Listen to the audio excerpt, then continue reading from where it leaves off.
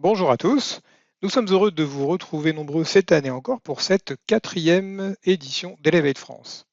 Alors comme chaque année, on a préparé une série de présentations pour vous résumer les nouveautés récentes et à venir et pour répondre au mieux à vos préoccupations pour faire évoluer vos applications Power Builder. Donc, sans plus attendre, je vais revenir brièvement sur la question qu'on nous a souvent posée cette année. Faut-il moderniser ou migrer nos applications PB? Alors, on a souvent parlé de ce sujet et vous nous avez donc sollicité pour choisir la meilleure stratégie pour faire évoluer vos applis.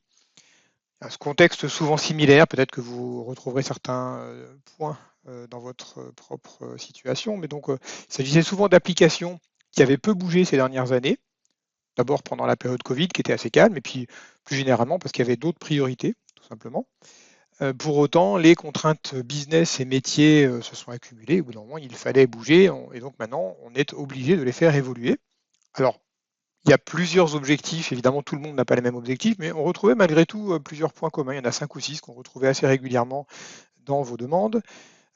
Certains d'entre vous avaient besoin ou souhaitaient faire migrer leurs infrastructures serveurs en particulier dans le cloud. Il fallait donc adapter l'application Power Builder pour ça. On souhaitait aussi servir ou adresser des nouvelles populations d'utilisateurs. Dans certains cas, il s'agit du public, alors ce qui soulève des tas de questions sur la simplicité de déploiement, de mise en œuvre, etc. Bref, dans d'autres cas, c'était tout simplement l'introduction ou la généralisation du télétravail qui changeait le déploiement et la façon dont les utilisateurs devaient consommer ces applications. Vous avez aussi assez souvent fait évoluer progressivement, ça ne se fait pas en une seule fois, il y a un certain nombre d'étapes, mais les méthodes de développement, mise en place de différents outils, on en reparlera tout à l'heure. Il y a régulièrement eu besoin de se mettre en conformité au niveau de la sécurité. Il y a des événements qui ne vous ont pas échappé au niveau international et des attaques de plus en plus fréquentes. Donc, il y a des mesures à prendre pour renforcer la sécurité applicative, les méthodes d'authentification, la traçabilité, les contraintes réglementaires. On va aussi en parler un petit peu tout à l'heure. Dans le cas d'éditeurs de logiciels, vous vous êtes souvent adressé à nous parce qu'il s'agissait de moderniser l'offre actuelle et son packaging et sa présentation, parce qu'il y a une concurrence à laquelle il faut faire face et qui, comme d'habitude, qui ne fait pas de cadeaux. Et puis le dernier point, et qui est peut-être le plus ambitieux, il s'agissait de migrer vers d'autres technologies, de quitter PB. Là aussi, on va en parler plus en détail tout à l'heure. Alors dans ces cas-là, on essaye d'organiser une petite discussion avec d'un côté les personnes en charge du développement et de la maintenance des applications, puis de l'autre côté les responsables business ou des membres de la direction qui cherchent à satisfaire cette fois-ci des contraintes plutôt métiers, stratégie d'entreprise, etc. On échange sur les objectifs à atteindre, les différents chemins possibles. Et donc là, on a remarqué deux choses. Il y a deux commentaires fréquents. Le premier, c'est que beaucoup d'entreprises partent a priori avec l'idée qu'il faudra nécessairement changer de techno pour atteindre leurs objectifs, alors que ce n'est pas forcément le cas. Et la deuxième chose, c'est qu'on s'est aussi aperçu que nos interlocuteurs n'avaient pas toujours à l'esprit les différentes solutions disponibles. Bref, une fois qu'on a fait le tri entre ce qui est possible et ce qu'ils souhaitent faire, on arrive à la conclusion parfois qu'il faut changer de techno, parfois non, et dans ce cas-là, il faut moderniser. Alors, dans l'immédiat, pour commencer cette présentation, je vais vous résumer les différentes options disponibles, soit pour migrer, soit pour moderniser. Et ça va vous expliquer ensuite certaines des sessions dont on va parler plus en détail aujourd'hui. Alors pour faire simple, je vais résumer visuellement à gauche les solutions pour migrer, à droite les solutions pour moderniser les applications. En ce qui concerne la migration, les trois grandes familles de solutions, donc on a dans certains cas des migrations qui sont automatisées avec des outils logiciels dont la promesse est 100% de l'application sera prise en charge par ce mécanisme logiciel pour être transformée vers autre chose, cette autre chose étant souvent des applications entières avec des clients légers.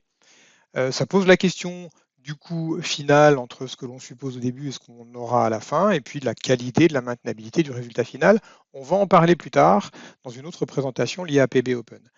Le deuxième chemin possible, c'est une réécriture complète. Alors ça, vous l'avez probablement déjà croisé ou entendu parler de projets de ce type-là. On va complètement réécrire l'application.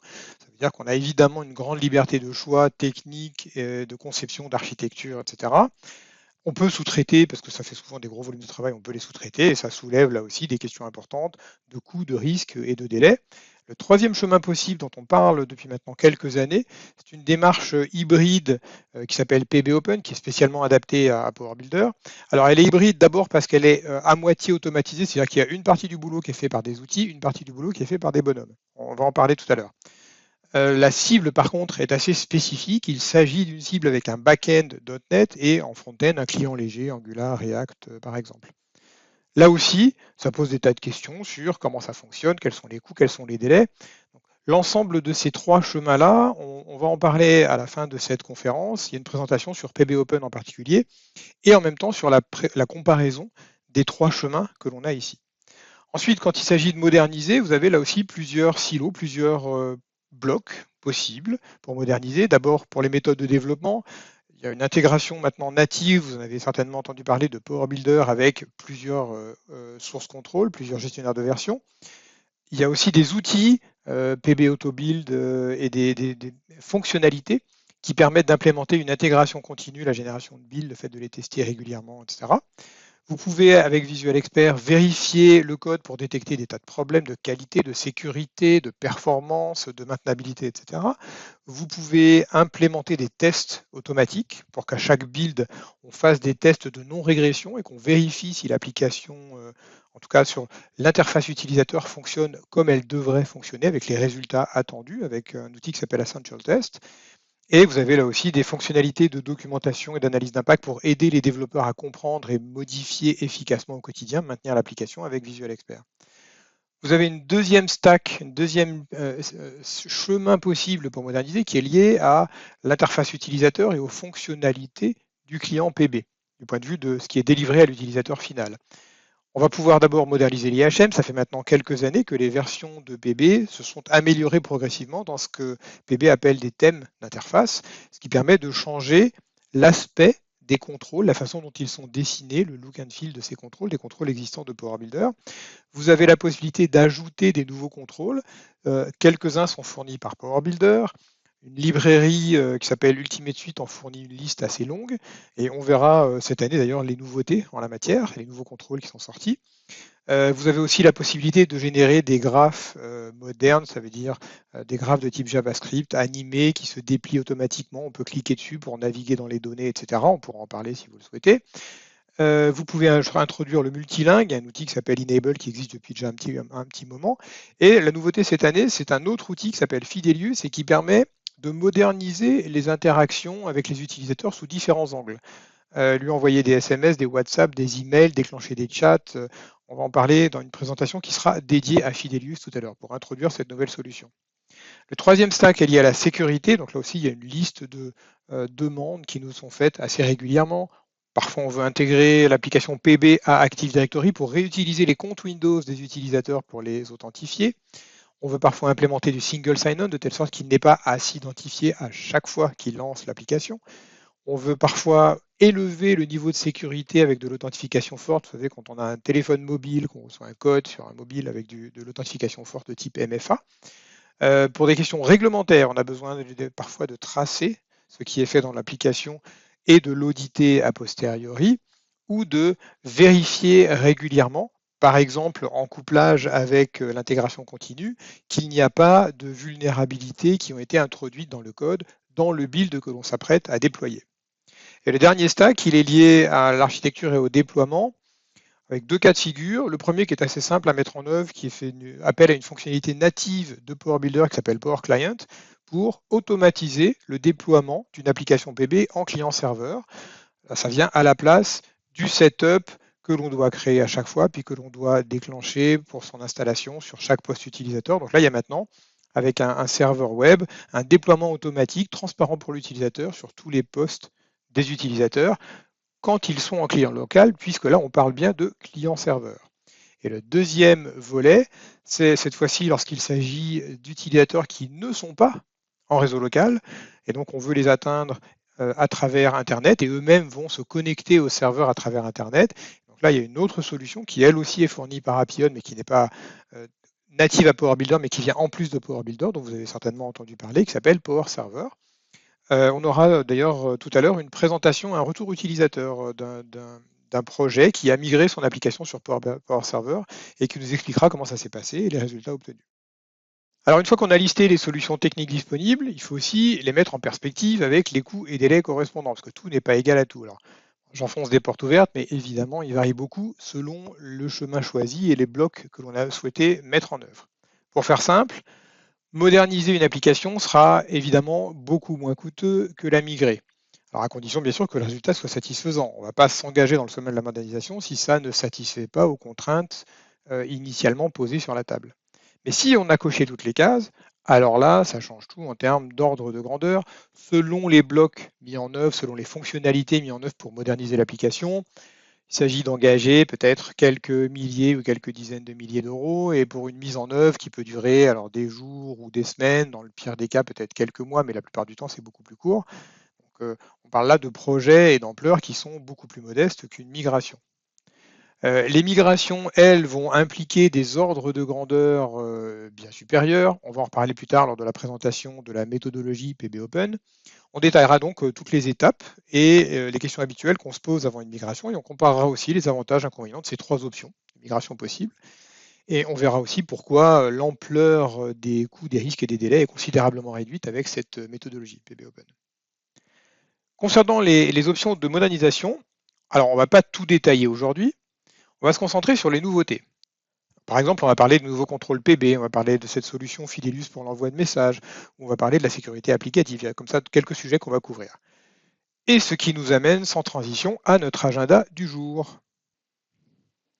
Donc une fois qu'on aura terminé cette keynote, je vais vous montrer brièvement certaines des nouveautés qui ont été publiées cette année dans l'écosystème PB avec des outils complémentaires à Power Builder.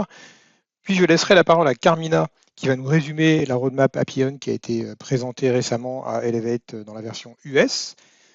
Ensuite, on aura une présentation d'un aperçu de ce que sera Power Builder 2025. On aura ensuite une étude de cas sur un utilisateur de Power Builder et de Power Server qui a migré son application Power Builder vers le web. On aura une présentation ensuite sur les différentes options pour moderniser les méthodes d'authentification de vos applications PB. Il y a un panel de possibilités disponibles dont on va parler tout à l'heure. Une autre présentation sur Fidelus, cette solution pour moderniser les interactions utilisateurs dont j'ai parlé brièvement. Puis une présentation un peu plus détaillée, cette fois-ci sur PB Open, cette méthodologie hybride pour prendre une application Power Builder et la migrer vers une architecture client léger .NET dans le back-end. On terminera par des questions-réponses.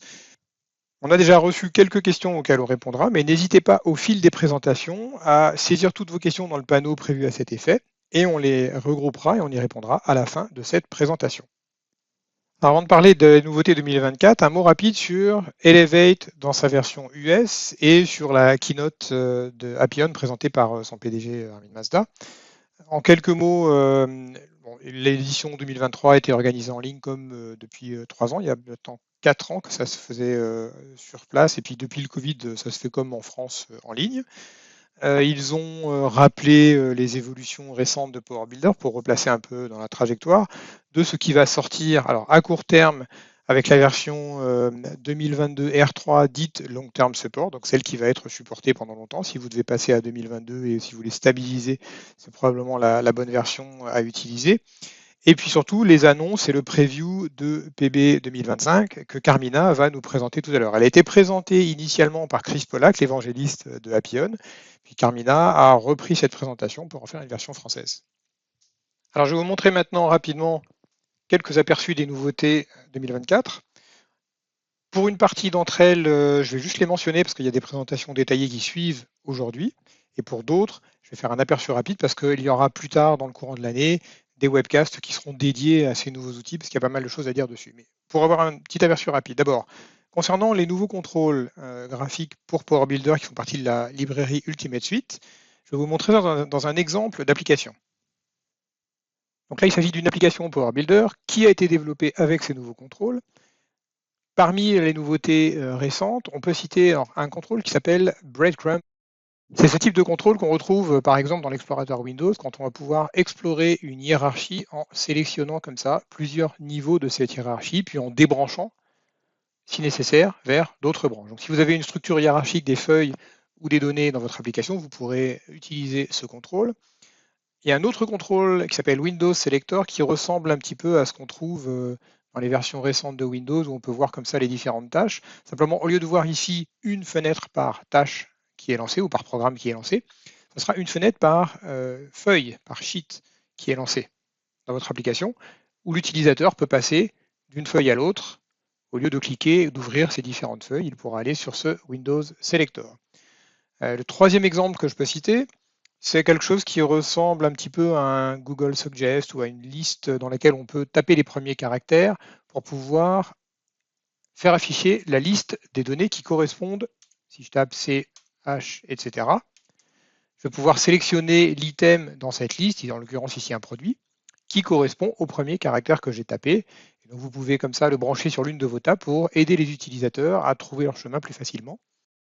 Le quatrième exemple qu'on peut mentionner, c'est lié à la manipulation des graphes. Alors d'abord, j'ouvre ici un dashboard qui se compose de différents graphes que l'on a créés avec USPB. Ce sont des graphes animés avec des tooltips. On peut double-cliquer dessus pour déclencher d'autres actions, en l'occurrence ici pour faire du drill down. Bref, tout ça existait déjà. La nouveauté cette année, c'est le fait de pouvoir exporter ces graphes dans des fichiers simples que l'on va ensuite envoyer par mail ou partager comme on le souhaite. Donc ça génère tout le JavaScript nécessaire dans des fichiers HTML que vous pouvez zipper, envoyer par mail, transférer à vos collègues et qui pourront après l'ouvrir en double-cliquant dessus. Donc ils auront quelque chose comme ça, hop, qui apparaîtra sur leur écran. Il n'y a pas besoin à ce moment-là de leur transférer autre chose que les pages HTML qui ont été générées. L'exemple suivant, ça concerne un contrôle qui s'appelle Power Filter et qui correspond au type de filtre que l'on trouve dans Excel.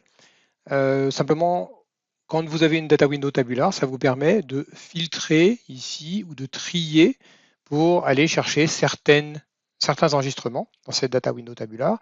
Et ce contrôle s'adapte automatiquement selon qu'il s'agit ici d'une colonne de type texte ou date. Vous voyez qu'on génère automatiquement des filtres différents avec ici supérieur à, inférieur à, s'il s'agit d'une colonne numérique, etc. Donc c'est un contrôle que vous placez dans votre data window, vous avez quelques lignes de code pour l'implémenter et il s'adapte à chaque colonne pour proposer ce type de filtre et de sorte de tri à vos utilisateurs. Et donc il a évolué dans la dernière version de USPB avec un peu plus de fonctionnalités, avec un look and feel un petit peu différent.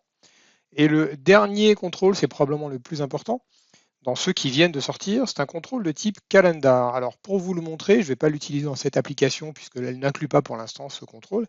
Je vais utiliser l'outil qui s'appelle Designer, qui est fait pour hériter puis configurer les différents contrôles de la librairie sans avoir à apprendre par cœur toutes les API. On va simplement choisir le contrôle qui nous intéresse pour l'instant, ici, ce contrôle calendrier. Vous avez un aperçu ici de ce contrôle. On va retrouver quelque chose de similaire à Google Calendar ou à iCal pour ceux qui utilisent iOS. On va pouvoir, dans ce contrôle, afficher différentes présentations par semaine, par mois, etc. Puis créer des événements dans lesquels on va placer les dates comme d'habitude. On va pouvoir inviter des gens, on va pouvoir mettre des commentaires, choisir des couleurs. Enfin, on retrouve un comportement assez similaire à ce qu'on voit d'habitude. Et donc, vous voyez ici sur le côté, puisqu'on est dans cet outil de configuration, quelques mots sur la configuration de ces contrôles. On voit les différentes propriétés qui sont sur le côté. Alors, au hasard, par exemple, on peut entourer ou pas le numéro du jour de la semaine. On peut entourer ou pas la colonne correspondant à ce jour. On peut choisir la présentation. Par exemple, ici, une présentation par semaine travaillée, par mois, etc. Et une fois qu'on a configuré avec ce panneau sur le côté ce qui nous intéresse, on peut directement copier et coller ce code dans l'événement de l'objet qui a été hérité pour qu'il se comporte comme on le souhaite. Donc pour mémoire, tous les contrôles qui viennent avec cette librairie sont composés intégralement de code Power Builder pour être intégrés à votre appli. Vous ajoutez quelques librairies, vous compilez comme d'habitude et vous déployez comme d'habitude votre application Power Builder. L'élément suivant dans cette liste de nouveautés est lié à un autre sujet. Là, il s'agit d'analyser les performances des applications Power Builder pour trouver des goulots d'étranglement, des objets qui sont un peu plus lents. Enfin bref, quand on a un problème de perf, on va faire une analyse du code et des performances pour essayer de pointer les endroits qui sont à optimiser. Alors, il y avait une première série de fonctionnalités l'année dernière qui était sortie pour ça, et puis le profiling vient de s'ajouter. Donc, je vais vous montrer vite fait à quoi ça correspond. Et là aussi, il y aura une présentation plus tard, un peu plus détaillée, avec un webcast dédié. Donc pour ceux qui connaissent un peu, là j'utilise l'outil Visual Expert qui a déjà fait l'analyse du code et je vais pouvoir explorer les performances et le temps d'exécution des différents objets de l'application. Donc je peux par exemple ouvrir une PBL et pour cette PBL, demander à voir la liste des objets les plus lents. Donc il va aller sélectionner les 10 objets les plus lents. Je peux modifier le nombre d'objets que je veux avoir dans cette liste ici. Et je vois visuellement ceux qui prennent le plus de temps à s'exécuter pour pouvoir les optimiser. Je peux aussi analyser une chaîne d'exécution. Si je vais par exemple choisir l'événement close de cet objet application, je vais ici demander à afficher le graphe d'exécution avec les temps d'exécution moyens. Et donc je vois là aussi visuellement celle des méthodes ou des objets, puisqu'on a la même fonctionnalité du côté base de données avec les objets de base de données, qui sont les plus lents à s'exécuter dans ce graphe d'appel, dans ce processus métier qui se déroule dans l'application. Donc ça, c'est des choses qui existaient déjà. Et donc pour mémoire, on a la même chose exactement côté base de données. On va pouvoir cette fois-ci en plus aller zoomer, aller creuser avec un profiler sur certains points précis de l'application qui sont à optimiser. Quand on a trouvé qu'un objet est lent ou une méthode est lente par exemple, on va déclencher le profiling qui là va aller très finement analyser non seulement les différents événements, mais pour chaque événement, on va aller tracer le temps consommé par chaque ligne de code. Ça veut dire que à ce niveau-là, on va analyser les performances pour pointer sur les objets les plus lents. Puis, quand on a trouvé un objet, on va pouvoir descendre jusqu'à la ligne de code pour aller chercher exactement les lignes qui sont à l'origine de ce ralentissement et les optimiser. Donc, je reviens sur notre liste de nouveautés. On verra tout à l'heure une présentation dédiée à la sécurité et à la modernisation des différentes méthodes d'authentification. Donc là, cette année, il y a beaucoup de choses qui sont sorties en relation avec l'authentification forte multifacteur. Ça fera partie des points qui sont évoqués, entre autres, dans cette présentation plus tard. De même, il y a une présentation un peu plus tard dédiée à cette nouvelle solution qui s'appelle Fidelius pour moderniser les interactions, envoyer des messages, générer des chats, etc. et encore plus d'autres fonctionnalités qu'on va mentionner tout à l'heure. Et le dernier point que je pourrais citer rapidement dans cet aperçu, c'est lié au cas particulier des projets qui passent d'une version antérieure à PB 2022 vers PB 2022, puisque cette montée de version demande parfois à modifier certains objets de l'existant. On a l'habitude d'avoir des migrations qui sont assez transparentes dans les montées de version de PB. Dans le cas de 2022, comme Appion a fait évoluer la version sous-jacente de Power Builder, de Visual Studio et du framework C++ qui est utilisé, il y a quelques points qui sont à modifier ou à corriger. Et donc on a ajouté, en collaboration avec Appion, on a ajouté dans Visual Expert une liste de règles pour détecter les endroits dans le code qui seraient à mettre à jour avant de monter de version, pour que la montée de version se passe sans problème. Alors de retour dans Visual Expert, je vais cette fois-ci sélectionner ce nœud en particulier qui est lié à l'inspection du code de Power Builder.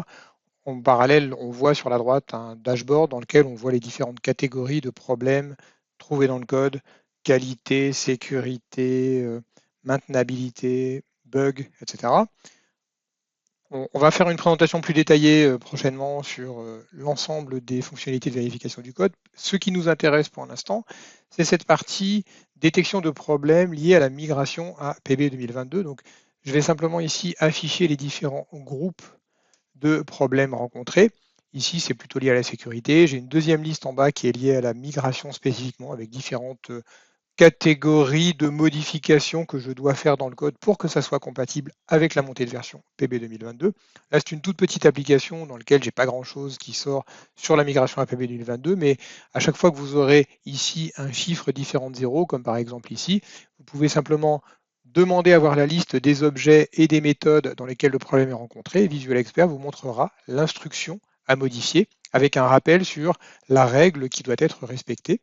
Et encore une fois, pour chaque règle, vous aurez une documentation qui vous explique en quoi cette règle est importante, en quoi elle correspond et voici des exemples de code compatibles et de code non compatibles pour vous guider dans la modification du code pour faciliter la migration à PB 2022.